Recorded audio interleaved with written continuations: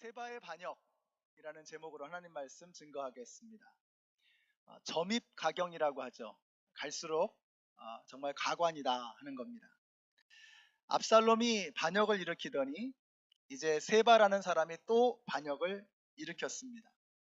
다윗의 입장에서 생각해 보면 얼마나 피곤했을까 하는 생각이 듭니다. 그렇지 않아도 압살롬 때문에 이제 반역의 반자만 들어도 경기를 일으킬 지경인데 왕궁으로 돌아오자마자 또 반역이 일어난 겁니다. 우리 생각에도 그렇죠. 아니, 하나님의 백성 이스라엘이라고 하면 문제가 없어야 될 것 같은데 왜 이렇게 하나님의 나라가, 하나님의 백성들이 이렇게 문제가 끊이지 않는가, 이런 생각이 여러분도 드시죠? 근데 여러분, 사람은 많은데 문제가 하나도 없는 곳, 그래서 너무너무 조용한 곳, 이게 뭐죠? 공동묘지. 공동묘지입니다. 사람이 숨쉬고 살면요, 문제는 끊이지 않습니다. 우리가 이 땅을 살아가는 동안 문제는 멈추지 않습니다. 이게 당연한 것이고 자연스러운 것입니다. 오늘 여기 나오신 분들 중에서 문제가 없는 분은 단 한 분도 없으실 겁니다. 나는 문제가 전혀 없어, 이런 사람이 진짜 문제입니다. 나는 문제가 전혀 없는 남편이야. 그럼 이제 아내가 골치 아픈 거죠. 아내가 나는 전혀 문제가 없는 아내야, 이러면 남편이 골치 아픈 거죠. 우리 중에 문제 없는 사람이 없습니다. 그래서 우리 이렇게 보면은 다들 평화롭고 다들 잘 사는 것 같고 다들 문제가 없는 것 같아요. 이 소셜 네트워크가 문제가 뭐냐면요, 다들 너무 잘 사는 것 같아. 뭐 페이스북이나 뭐 인스타그램이나 이런 거 보면 너무 다들 잘 사는 것 같아. 너무 그냥 행복한 사진 이러면서 사진 찍고 막 행복한 사진, 좋은 사진들만 올리니까 문제가 전혀 없는 것 같은 거예요. 그래서 이렇게 교회 안에서도 보면 다들 너무 아름답고 도도하고 유유자적하고 행복하고 이렇게 보이잖아요. 그래서 이렇게 백조의 호수, 백조의 호수 같습니다. 근데 한번 그림을 좀 보실까요? 너무 우아하고 아주 아름답죠? 평화롭죠? 자, 근데 밑에서는 어떻게 되고 있을까요? 깔아앉지 않으려고 그냥 조금 옮겨가려고 그냥 막 발발발 하면서 바둥바둥 하면서 그러고 살아가는 겁니다. 우리 중에 문제 없는 사람 없습니다. 뭐 가정의 문제, 뭐 자녀의 문제, 경제적인 문제, 신분의 문제, 또 몸이 아파서, 마음이, 정신이 힘들어서, 관계가 어려워서, 우리 중에 문제 없는 사람 없습니다. 우리는 죽을 때까지 문제들을 만나며 살 것입니다. 그러니까 중요한 건 뭐냐면 문제가 없어지는 게 아니라 문제를 어떻게 대처할 것이냐, 문제를 어떻게 처리할 것이냐, 이게 중요합니다. 그래서 문제 만나는 걸 두려워하지 마세요. 문제가 있다는 말은, 저는 그렇게 믿어요. 문제가 있다는 말은요, 답이 있다는 뜻이잖아요. 문제가 있으면 답이 있는 겁니다. 답을 찾으면 되는 거예요. 답을 찾는 게 어려우면 문제의 출제자가 되시는 하나님에게 여쭤보는 거죠. 그래서 우리는 그 문제를, 답을 찾아가는 그 과정, 문제를 풀어가는 과정 속에서 우리의 믿음 생활을 해나가는 것입니다. 우리 중에 문제 없는 사람, 아픔 없는 사람 없습니다. 제가 이렇게 그냥 실실 웃고 다니니까 저는 뭐 아무런 문제가 없는 것 같잖아요. 아주 저도 그냥 바둥바둥 하면서 그러고 목회하고 그러고 살아갑니다. 우리는 다 문제가 있습니다. 그 문제를 어떻게 처리할 것이냐, 이게 중요한 거죠. 그래서 우리는 문제를 대하는 태도를 바꿔야 됩니다. 문제를 두려워하지 말고 답을 찾아가는 것입니다. 답을 찾을 뿐만 아니라 한술 더 떠서 그 문제를 통해서 하나님께서 어떤 역사를 이루어 가실 것인가, 그 문제를 통해서 나를 더 예수님 닮은 인격으로 변화시켜 가시고 더 성숙한 믿음으로 바꿔 나가시는 그 하나님의 일들을 기대하는 삶을 우리는 살아야 되는 것입니다. 우리 성도님들이, 저는 문제들을 대하는, 아픔과 고난과 고통을 대하는 우리의 태도가 달라지게 되시기를 바랍니다. 그래서 여러분이 문제를 만날 때 이거는 나를 걸려 넘어뜨리는 걸림돌이다 이렇게 생각하지 마시고 내가 이 문제를 딛고 일어서리라 디딤돌로 그 문제를 여기시고 그 문제를 딛고 일어서시고 날아오르시는 우리 모두가 되시기를 예수님의 이름으로 축원합니다. 마귀는 이런 사람들을 두려워합니다. 문제를 만나서 걸려 넘어질 것 같은데 이제는 끝날 것 같은데 딛고 일어서는 거예요. 다시 날아오르는 거예요. 마귀는 이런 사람들을 두려워하는 거예요. 마귀는 이런 사람 못 건드립니다. 자, 그런데 문제를 만나면 그냥 쉽게 넘어지고 쓰러지고 자포자기하고 잠수 타버리고 그러면 마귀가 아주 우습게 보는 거예요. 여러분들은 문제를 걸림돌이 아니라 디딤돌로 여기시고 그 문제를 딛고 날아오르시는 하나님의 백성들이 되시기를 예수님의 이름으로 축원합니다. 문제를 대하는 그 태도가 큰 그릇을 가진 그런 사람이 되어야 합니다. 오늘은 이 세바의 반역 사건이라고 하는 정말 골치 아픈 문제거리가 다윗에게 생겼습니다. 근데 이 문제를 통해서 우리에게 주시는 가르침들이 너무 귀한 것 같아요. 그래서 문제를 이기는 큰 사람들은 어떻게 하는가 하는 것을 오늘 말씀을 통해서 좀 배워보려고 합니다. 첫째로 우리가 지엽에 매달리지 말고 근본 뿌리를 붙잡아야 됩니다. 우리가 왜 자꾸 이렇게 문제 앞에서 넘어지고 쓰러지냐면요, 자꾸 지엽적인 문제에 매달리는 거예요. 나무와 가지와 이파리 같은 그런 자잘한 것들, 지엽적인 것들에 매달리는 그런 경향이 우리에게 있습니다. 그러다 보니까 문제 앞에서 좌절하고 아무것도 아닌 거 가지고 분열하고 다투고 갈등하고 싸우고 하나님의 나라가 움츠려드는 거죠. 그러면 안 됩니다. 우리는 뿌리를 붙잡아야 됩니다. 근본을 다루어야 됩니다. 여러분, 세바의 반역 사건이 어떻게 시작이 됩니까? 오늘 본문에 20장 바로 앞에를 보시면은요, 이 다윗의 정계 복귀, 예루살렘 복귀를 앞두고 큰 싸움이 벌어지는데 유다 지파와 나머지 지파가 서로 다툼을 벌이는 거예요. 유다 지파에서는 우리가 남이가, 다윗은 우리 혈족이라 이거죠. 우리 혈통이라 이거죠. 그러니까 우리가 주도권을 잡아야 된다. 이게 유다 지파의 생각이었습니다. 나머지 지파는 우리가 숫자가 많다 이거죠. 우리가 먼저 시작한 일이라 이거죠. 그러니까 우리가 주도권을 잡아야 된다. 근데 이게 뭐가 중요합니까? 이게 혈족이라는 게, 같은 혈통이라는 게, 같은 동네 사람이라는 게, 같은 학교 나왔다는 게, 같은 지역 사람이라는 게 그게 뭐가 중요하냐고요. 숫자가 좀 더 많다는 게 이게 뭐가 중요합니까? 이건 아무것도 중요한 문제가 아니에요. 죽고 사는 문제도 아니고 그건 근본적인 문제도 아닌 겁니다. 생각해 보면 아니 유다 집하고 나머지 지파가 차이가 없어요. 전부 다 누구 아들들이죠? 야곱의 아들들 아닙니까?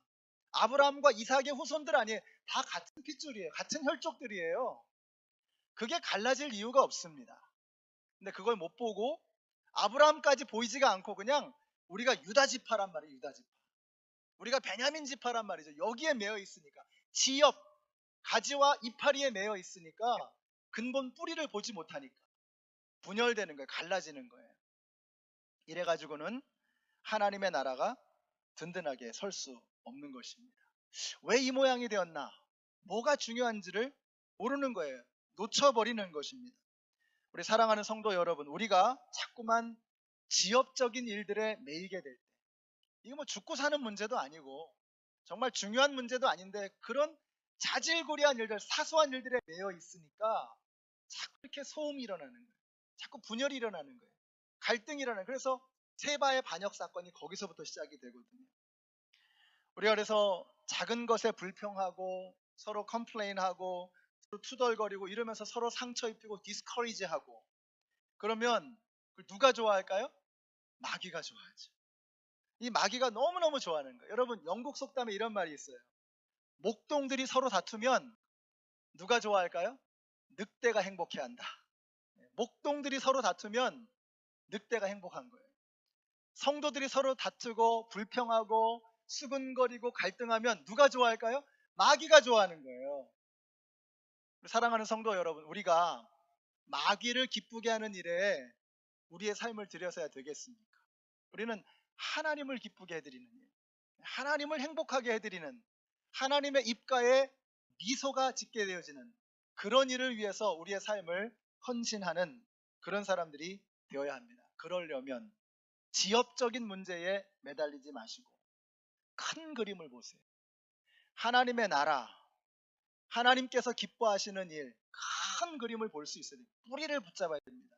근본을 붙잡아야 돼요. 그러면 우리가 주님 안에서 하나가 될 수 있어요. 믿음의 주요, 온전케 하신 인 예수를 바라보자. 근본이 되시는, 생명의 근원이 되시는 예수를 바라보면 우리가 사소하고 자질구레한 모든 문제를 극복하고 하나가 되어질 수 있는 것입니다. 세바의 반란이 어디서 시작이 되었나? 쓸데없는, 자질구레한, 아무것도 아닌, 중요하지도 않은 그런 일들에 목숨을 걸기 시작할 때 그들이 분열되고 갈라졌던 거. 이게 마귀가 좋아한다는 거예요. 자, 우리가 세바의 반란을 통해서 배우는 또 한 가지는 뭐냐면, 두 번째로 우리는 불량배가 되지 말고 제자가 되어야 한다는 것입니다. 1절 한번 보세요. 1절. 그 즈음에 불량배 한 사람이 그곳에 있었는데 그의 이름은 세바였다. 그러니까 이 세바라고 하는 사람을 처음으로 소개를 하면서 딱 떠오르는 첫 번째 단어가 뭐예요? 이 사람은 뭐예요? 불량배였다. 야, 그러니까 세바 입장에서 생각하면 너무 막 기분 나쁠 것 같아요. 제가 우리 김 집사님을 소개하는데, 김 집사님은 불량배이십니다. 그러면서 뭐 성경도 많이 읽으시고 뭐 교회도 안 빠지시고 봉사도 열심히 하시지만 이분은 근본이 불량배세요. 뭐 이러면서 소개를 한다 그러면 기분 되게 나쁠 거 아니에요. 세바가 불량배였다는 거예요. 근데 이 불량배라고 하는 단어가 참 재밌는 단어입니다. 벨리알이라는 단어를 쓰거든요. 히브리어로 벨리알. 근데 이 벨리알이라고 하는 단어는 쓸모없는 자라는 뜻이에요. 쓸모없는 자, 쓰잘데기 없는 인간, 이런 뜻입니다. 근데 이 벨리알이라고 하는 단어를 사도 바울이 사용하거든요. 이렇게 말씀합니다. 그리스도와 벨리알이 어떻게 화합하며 믿는 자가 믿지 않는 자와 더불어 함께 차지할 몫이 무엇이며 하나님의 성전과 우상이 어떻게 일치하겠습니까?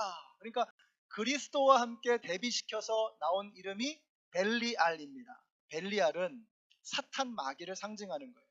사탄 마귀처럼 쓸모없는 존재가 또 어디 있습니까? 그런데 세바가 어떤 존재라고요? 벨리알이라는 거예요. 쓸모없는 인간, 마귀 같은, 마귀에게 노예처럼, 도구처럼 사용되어지는 그런 인간이다 라고 성경은 못을 받고 시작을 하는 거예요. 이 벨리알, 하나님의 나라를 무너뜨리는 그런 마귀적인 그런 존재라고 하는 것입니다. 그런데 이 쓸모없는 자가 뭐라고 하느냐? 1절 끝에 보시면, 자, 세바가 나팔을 불면서 이렇게 외치는 겁니다. 우리가 다윗에게서 얻을 몫은 아무것도 없다. 우리가 이새의 아들에게서 물려받을 유산은 아무것도 없다. 그러니 이스라엘 사람들아 모두들 자기 집으로 돌아가자. 이제 다윗 당신에게서 얻을 게 없다는 거예요. 이제는 당신 별 볼 일 없다 이겁니다. 당신 따라다니다가는 내가 쪽박 차겠다 이겁니다. 그러니까 더 이상 당신에게는 소망이 없으니 당신 따라다니지 않겠습니다. 그럼 각자 집으로 가십시다. 이런 얘기를 하는 거예요. 다윗이 어떤 사람인가는 전혀 관심이 없어요. 다윗이 하나님의 마음에 합한 사람이고 하나님께서 기름 부으신 이 나라의 왕이고 전혀 중요하지 않아요. 더 이상 다윗은 나에게 물려줄 몫이 없다 이겁니다. 분깃이 없다 이거예요. 나한테 도움이 안 된다는, 유익하지 않다 이거예요. 그러니 당신을 떠나겠다는 겁니다. 이게 불량배 같은 태도입니다. 쓸모없는 인간의 모습. 나에게 필요한 것만을 추구하다 보면 나는 어느새 이 세상에서 쓸모없는 존재가 되는 거예요. 한번 생각해 보세요. 나한테 필요한 것이 무엇인가만을 주구장창 따라다니는 인간, 그런 인간은 정말 이 세상에 아무데도 쓸데가 없는 그런 인간이 되고 마는 거예요. 그게 바로 마귀입니다. 그게 바로 마귀에게 붙들려 사는 인생인 거예요. 오늘 여기 나오신 우리 모든 성도님들, 나뿐인 것은 나쁜 것이라고 말씀드렸죠. 나밖에 모르는 게 그게 나쁜 거예요. 그게 마귀적인 것입니다. 그게 하나님을 슬프게 해드리는 일인 것입니다. 그러나 제자들은 다릅니다. 예수님을 따르던 수많은 무리들이 있었어요. 이 사람들은 예수님이 주시는 떡이 너무 좋은 거예요. 물로 포도주를 바꾸시고, 그 포도주가 너무 좋은 거예요. 예수님이 병을 고쳐주시고, 기적이 너무 신기하고 나한테 도움이 되는 거예요. 그래서 예수님 주위에는 많은 무리들이, 큰 무리들이 따라다녔어요. 그게 무리들입니다. 근데 이 사람들이 그냥 어느새 싹 다 없어져 버리죠. 예수님께서 말씀을 하세요. 내가 이제 생명의 떡이다. 내가 갈 길은 이런 길이다. 나는 앞으로 이러이러한 삶을 살아야 된다. 이런 죽음을 죽어야 된다. 자, 이런 말씀을 하니까 사람들이 수근수근 거립니다. 예수님이 왜 갑자기 분위기 안 맞게 왜 이상한 말씀 하시지? 수근수근 거리면서 이런 얘기를 해요. 이 말씀은 어렵도다. 누가 들을 수 있느냐? This is a hard teaching. Who can accept it? 이건 너무 어려운 가르침이야. 이건 받아들이기 힘든 얘기야. 그래서 많은 사람들이 다 떠나갑니다. 예수님께서 이제 12명의 제자들에게 물어보시는 거예요. 너희들도 가겠느냐? 그랬더니 베드로가 여기서 기가 막힌 대답을 하죠. 주여, 영생의 말씀이 계심에 우리가 네게로 가오리이까. 한번 따라해 보실까요? 주여, 영생의 말씀이 계심에. 아멘. 영생의 말씀이 계시는데 우리가 누구에게로 가겠습니까? 여러분, 이게 제자입니다. 이게 팬과 제자의 차이예요. 팬이냐 제자냐라는 책이 있죠. 팬은 어떻습니까? 팬은요, 잘하면 막 박수치고 못하면 그냥 막 이게 팬입니다. 그래서 저도 이제 그 운동을 좋아하니까 이렇게 보거든요. 그래서 뭐 한 골 넣으면요 막 너무너무 잘한다고 막 다들 뭐 난리가 납니다. 뭐 역대급 뭐 선수라는 둥 뭐 홈런 치면 난리가 나죠. 그러다가 좀 슬럼프에 빠지면 이런 사람을 왜 데려왔냐고, 이거 어느 짝에 쓸모도 없다고 그러면서 당장 방출해야 된다고. 그런다, 이게 팬이에요. 이게 팬. 제자는 어떻습니까? 제자는 고난의 길도 함께 걸어가고, 영광의 길도 함께 걸어가고, 가시밭길도 걸어가고, 황금길도 함께 걸어가는 거예요. 이게 제자입니다. 제자는 변화산에서 그 영광의 주님도 만나고, 십자가 갈보리산에서 십자가의 주님도 만나는, 이게 제자예요. 그런데 불량배는 자기에게 유익하냐 안 하냐, 이거 하나만 중요. 이게 불량배입니다. 이게 벨리알이에요. 이게 쓸모없는 인간이라는 거예요. 주님의 제자는 주님께서 hard teaching, 어려운 말씀을 주셔도, 부담스러운 말씀, 짐스러운 말씀, 이건 너무 부담돼, 이건 어려운, 이건 받아들이기 힘들어, 이건 못할 것 같아. 그래도 영생의 말씀이 주님께 있는데 우리가 네게로 가오리까. 결국은 생명은 하나님에게 있는데 하나님 말고, 예수님 말고 제가 어디로 가겠습니까? 주님, 저는 주님만 따르겠습니다. 이게 제자입니다. 우리 연합장로교 우리 모든 성도님들이 벨리알 되지 마시고, 불량배 되지 마시고, 쓸모없는 존재가 되지 마시고, 하나님 나라에 없어서는 안 될 귀한 예수 그리스도의 신실한 제자 일꾼들이 되시기를 예수님의 이름으로 축원합니다. 우리가 전에는 다 불량배였어요. 그렇잖아요. 저나 여러분이나 나밖에는 모르는, 내 성공을 위해서, 내 인생의 출세를 위해서 모든 것을 쏟아붓는, 그래서 나쁜 사람이었잖아요. 불량배, 벨리알. 하나님 나라에서는 정말 쓸모없는 존재.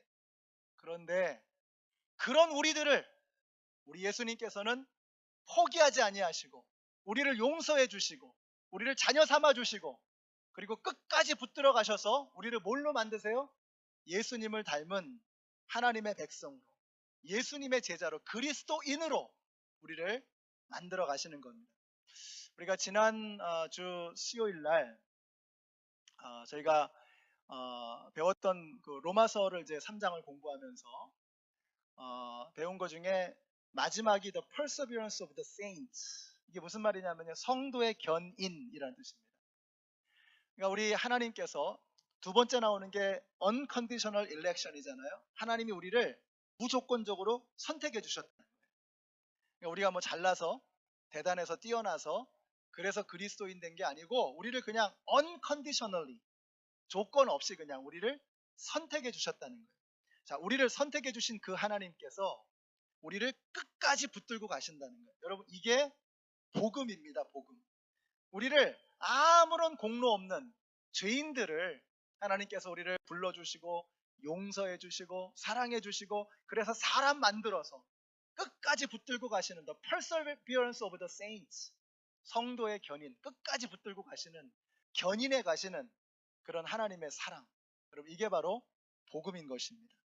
오늘 여기 나오신 우리 모든 성도님들, 전에는 우리가 벨리알이었지만, 전에는 우리가 불량배 같은 자기밖에는 모르는 이기적인 존재였지만, 이제는 예수 그리스도의 사랑에 이끌려서 점점 더 주님을 닮은 예수님의 제자로 변해가시는 우리 모두가 되시기를 예수님의 이름으로 축원합니다.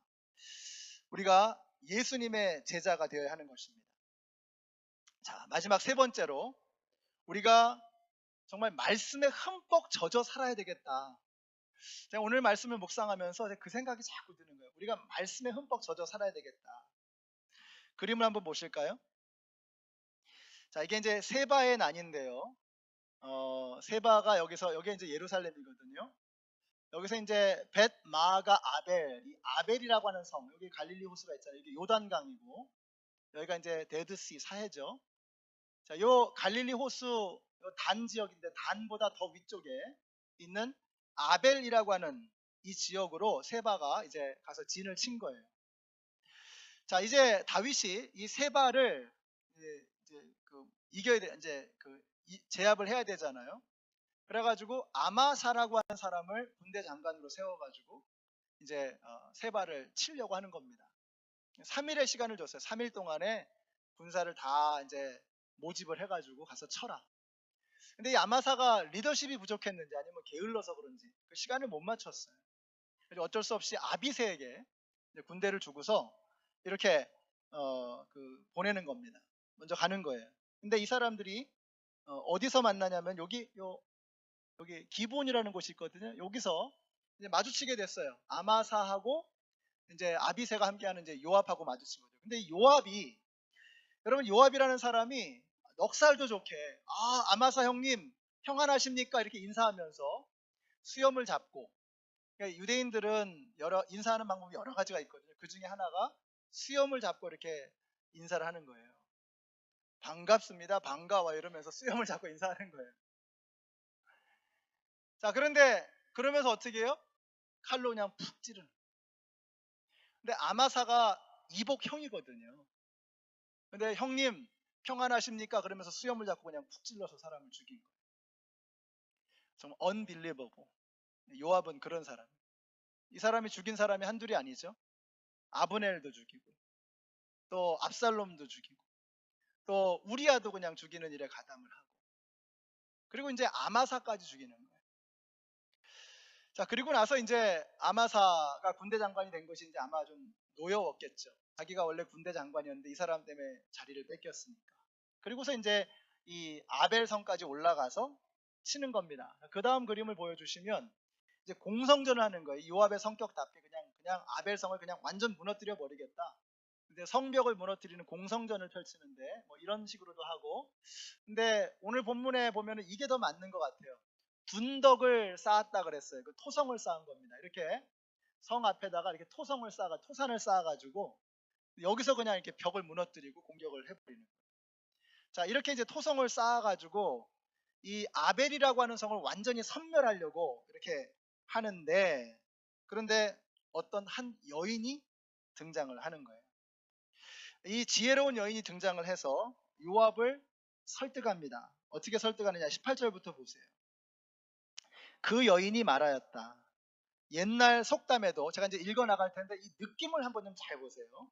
옛날 속담에도 물어볼 것이 있으면 아벨 지역에 가서 물어보아라 하였고, 또 그렇게 해서 무슨 일이든지 해결하였습니다. 저는 이스라엘에서 평화롭고 샬롬이죠, 충실하게 사는 사람들 가운데 하나입니다. 근데 장군께서는 지금 이스라엘에서 어머니와 같은 성읍을 하나 멸망시키려고 애씁니다. 왜 주님께서 주신 유산을 삼키려고 하십니까? 조목조목 하나하나 다 설명해 나가니까 이 요압이 꼼짝을 못해요. 그래서 아주 코믹합니다. 재밌어요. 20절부터 보세요. 요압이 대답하였다. 나는 절대로 그러는 것이 아니요. 정말로 그렇지가 않소. 나는 삼키거나 멸망시키려는 것이 아니요. 그 일이 그런 것이 아니요. 사실은 에브라임 산간 출신인 비그리의 아들 세바라는 사람이 다윗 왕에게 반기를 들어서 반란을 일으켰소. 여러분이 그 사람만 내주면 내가 이 성읍에서 물러가겠소. 자, 무슨 느낌이 드세요? 뭔 소린지 몰라도 무슨 느낌이 드세요? 야, 되게 버벅댄다. 저처럼 막 버벅대잖아요, 지금. 자기도 무슨 말 하는지 모르면서 버벅대면서 막 변명같이 하지 않아요? 근데 여러분, 이게 재밌는 것이 지금 이 요압이 뭐 하고 왔습니까? 아마사를 죽이고 왔잖아요. 얼마나 표독하고 얼마나 독한 사람입니까? 뭐 형제고 뭐 자기 족하고 뭐 그런 거 없어요. 그냥 충신이고 뭐고 그냥 싹 다 그냥 자기 앞길을 막는 사람은 누구나 죽이겠다. 이런 사람입니다. 이런 냉혈한이에요. 그런데 이 사람이 이 여인의 말 앞에서 버벅대잖아요. 이거를 읽으실 수 있어야 돼요. 왜 버벅댈까? 성경에 안 나와요. 왜 버벅댈까? 이 말씀을 가만히 묵상해 보면 이 여인의 말 속에는 하나님 나라의 관점이 녹아 있어요. 이 여인은 하나님의 말씀에 젖어 사는 사람이구나. 이 여인은 기도하는 사람이구나. 이 여인은 하나님하고 정말 친하구나 하는 것을 느낄 수가 있어요. 여러분, 하나님의 말씀은 능력인 것을 믿으시기 바랍니다. 주의 말씀은 내 발의 등이요 내 길의 빛이니이다. 하나님의 말씀은 풀은 마르고 꽃은 시드나 하나님의 말씀은 뭐예요? 영영이 서리라. 하나님의 말씀은 능력인 것입니다. 우리가 하나님의 말씀에 푹 젖어 살면 우리의 입을 통해서 하나님의 관점이, 하나님의 말씀의 능력이 나오는 거예요. 우리가 하나님의 말씀에 젖어 살아야 합니다. 어떤 분이 그런 얘기 하시더라고요. 뭐 겉절이하고 김장김치가 있는데 우리는 겉절이 같은 그런 성도가 되면 안 되고 김장김치 같은 성도가 되야 된다. 그래서 겉절이는 어때요? 이게 막 저는 겉절이를 사실 좋아합니다. 이 그 젓갈 듬뿍 들어간 오징어 젓갈 듬뿍 들어간 이런 겉절이 좋아해요. 그런데 성도는 겉절이 성도가 되면 안 되고 김장김치 성도가 돼요. 그냥 숙성이 돼가지고 그냥 하나님의 말씀에 푹 젖어 있는 그런 성도가 돼야 된다는 거예요. 이 여인이 가만 보니까 하나님의 말씀에 푹 숙성이 돼 있는 거예요. 젖어 있는 거예요. 그래서 이분이 뭐 힘이 세가지고 요압이 지금 버벅거리는 게 아니잖아요. 그냥 차분하게 설명하는 겁니다. 아니 어떻게 하나님께서 귀하게 여기시는 이 성읍, 하나님의 기업을 이렇게 그냥 함부로 그냥 대하시고 다 망가뜨려 버리십니까? 어떻게 하나님의 백성들을 이렇게 함부로 대하십니까? 그랬더니 그게 아니고 이게 요압이 그런 스타일이 아니거든요. 왜 그렇게 돼요? 하나님의 능력의 말씀 앞에 기가 죽어 무릎을 꿇어버리는 거예요.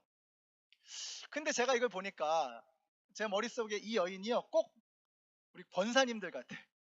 저는 우리 권사님들 이렇게 보시면 기도 많이 하시죠. 말씀에 평생 이렇게 젖어 사시고 겸손하시고 온유하시고. 근데 우리 권사님들이 말씀하시면 제가 껌뻑 죽습니다. 권사님들의 말씀은 어길 수가 없어요. 기도하시고 말씀에 푹 젖어가지고 저를 사랑하는 마음으로 해주시는 말씀이니까 권사님들의 말씀은 이게 그냥 흘려보낼 말씀이 없어요. 우리 어르신들의 말씀, 우리 장로님들의 귀한 말씀. 이 권사님 앞에서 요압이 꼼짝을 못하는 거예요. 이 권사님 앞에서. 우리 사랑하는 성도 여러분, 저는 오늘 여기 나오신 이 모든 성도님들이 하나님의 말씀에 흠뻑 젖어 살게 되시기를 축복합니다. 우리 교회에 하나님의 말씀이 차고 넘쳐요. 월요일부터 토요일까지 아침마다 묵상 편지 보내드리잖아요. 화요일부터 토요일까지 아침마다 새벽마다 말씀을 함께 읽고 함께 기도하고, 화요일날 새로운 삶 경건의 삶이 있습니다. 수요일날 로마서를 공부하고 있어요. 주일날 창세기를 우리 송 목사님이 또 가르치시고, 또 우리 사무엘 하를 지금 우리 공부하고 있고, 그리고 여러분 목장에서 매주마다 10분 성경 공부하시잖아요. 차고 넘쳐요 하나님의 말씀이. 여러분은 그 하나님의 말씀에 흠뻑 젖어 있으십니까? 한번 스스로에게 질문해 보세요. 하나님의 말씀에 흠뻑 젖어 있나? 제가 얼마 전에 바이블 뮤지엄에 가가지고 우리 성도님 중에 한 분이 바이블 뮤지엄 좋다 그래서 한번 가보라고 권하셔가지고 한번 갔었습니다. 자, 여기 보시면은요, 여기 조그맣게 여기 써 있는 게 구텐베르그 프레스라고 써 있어요. 이게 16세기에 마틴 루터가 종교개혁을 일으키잖아요. 천주교에 대항해서 종교개혁을 일으키는데 그때까지만 해도 성경이 라틴어로 되어 있었어요.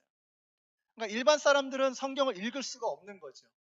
그러니까 히브리어를 혹은 헬라어를 라틴어로 번역을 해놔가지고 성경은 라틴어로만 읽어야 된다. 말이 됩니까, 여러분? 그러니까 신부님들만 성경을 읽을 수 있고 일반 뭐 농민들, 뭐 상인들, 서민들은 성경을 읽지 못하는 거예요. 그걸 마틴 루터가 독일어로 번역합니다. 그러니까 일반 이 시민들도 서민들도 성경을 읽을 수 있도록 그 독일어 성경을 뭘로 찍어내느냐? 구텐베르그 인쇄기로 이걸 찍어내는 거예요. 그리고서 이것이 독일 전역에 퍼지는 겁니다. 이 성경이 유럽 전역으로 퍼지는 거예요. 지금 전 세계에 성경이 널렸어요. 여러분은 그 능력의 하나님의 말씀에 젖어 있냐 이거예요. 하나님의 말씀 때문에 유럽이 뒤집혔습니다. 세상이 뒤집히고 있어요. 하나님의 말씀이 들어가는 곳에는 불평등이 사라지고 부조리가 사라지고 부정의가 없어지는 것. 그래야만 하는 것입니다. 근데 왜 그렇게 되지 못하고 있느냐? 하나님의 말씀을 들고 살아가는 성도들이 하나님의 말씀에 푹 젖어 있지 못하는 거예요. 그냥 말씀을 듣고 흘려보내는 거죠. 말씀대로 살아가는 것이 아니라 그냥 말씀은 그냥 듣고서 잊어버려야 되는 그런 정도로 내 삶에 It is very hard teaching. 너무 어려운, 받아들이기 힘든, 그래서 그냥 좋은 말씀으로 듣고 잊어버려야 되는, 그걸 삶으로 적용시키기에는 너무 부담스러운 그런 말씀으로만 여기고 살아가는 거예요. 능력이 안 나타나죠. 이 아벨성의 이 권사님, 이 여인 말씀에 푹 젖어 있었던 거예요. 그 말씀에 젖어 사니까 그 입에서 나오는 말에 설득력이 있잖아요. 그 입에서 나오는 말에 파워가 있잖아요. 여러분이 하나님의 말씀에 젖어 살면 여러분의 직장에서, 학교에서, 여러분의 가정에서, 여러분의 삶 속에서, 여러분의 입술을 통해서, 여러분의 언행을 통해서 하나님의 능력이 나오게 될 것을 믿으시기 바랍니다. It is very hard teaching. Who can accept it? 이 말씀이 이렇게 어려운데 이 말씀을 누가 받아들일 수 있겠는가? 이거는 하나님의 말씀에 대한 오해도 보통 오해가 아니에요. 여러분, 하나님의 말씀은 그런 게 아닙니다. 하나님의 말씀은 우리를 위한 거예요. 하나님께서 우리에게 주신 가장 큰 선물, 하나님의 말씀입니다. 이 말씀을 우리가 지키며 살아가는 것은요, 이건 우리를 힘들게 하는 게 아니에요. 우리를 짐스럽게 하는 게 아니에요. 하나님의 말씀은 내가 주는 멍에는 가볍다 그랬어요. 하나님의 말씀은 우리를 가볍게 하는 말씀입니다. 이 말씀대로 살면 우리의 삶이 경쟁에서 뒤처지고 힘들어지고 피곤해지고 그러는 게 아니라 우리를 날아오르게 하는 거예요. 제가 늘 말씀드리죠. 기차는 철길 위에서 가장 강력하다. 배는 물 위에서 가장 자유롭다. 인간은 하나님의 말씀 위에서 가장 위대해지는 것을 믿으시기 바랍니다. 저는 이거 확신합니다. 하나님의 능력의 말씀에 젖어 사셔야 돼요. 말씀에 젖어 살면 이제는 더 이상 지엽이 아니라 근본 뿌리를 붙들게 되어 있어요. 말씀에 젖어 살면 벨리알이 아니라 불안당이 아니라 불량배가 아니라 제자로 살게 되어 있어요. 하나님의 말씀은 나에게 주시는 기쁨이다, 능력이다. 이걸 깨달으면 우리가 그 말씀 안에 푹 젖어서 우리를 통해서 하나님의 말씀의 능력이 나타나게 되어지는 것입니다. 그래서 이제 더 이상 불량배가 아니라 벨리알이 아니라 하나님의 제자로 멋지게 살아가시는 우리 모든 성도님들이 되시기를 예수님의 이름으로 축원합니다. 기도하겠습니다. 하나님 감사합니다. 저희들은 정말 불량배 같은 쓸모없는 그런 존재였는데 그런 우리